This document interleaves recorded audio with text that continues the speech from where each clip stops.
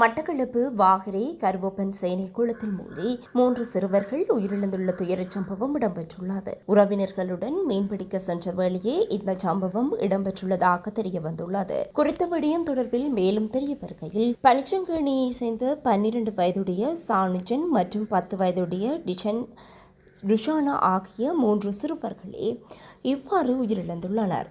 இவர்கள் மூவரும் பனிச்சங்கேணி திருமகள் வித்தியாலயத்தில் கல்வி கற்கும் மாணவர்கள் ஆவார். மூவரும் குளத்தின் கரையோரத்தில் குழி தோண்டி விளையாடிக் கொண்டிருந்த போது குளத்தில் காணப்பட்டு பாரிய குழியில் தவறி விழுந்து உயிரிழந்துள்ளதாக உறவினர்கள் தெரிவிக்கின்றனர். தற்போது கோடை காலமானதால் குளத்தில் நீர்மட்டம் குறைந்து காணப்படுவதோடு இக்காலங்களில் குளத்தில் மீன்பிடிக்கும் தொழில் முயற்சிகளில் ஈடுபட்டு வருவது வழக்கமாகும். இவ்வாறான நிலையிலேயே இந்த சம்பவம் இடம்பெற்றுள்ளது.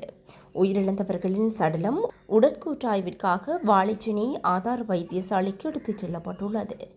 வாகரை போலீசார் மேலதிக விசாரணைகளை மேற்கொண்டு வருகின்றனர்.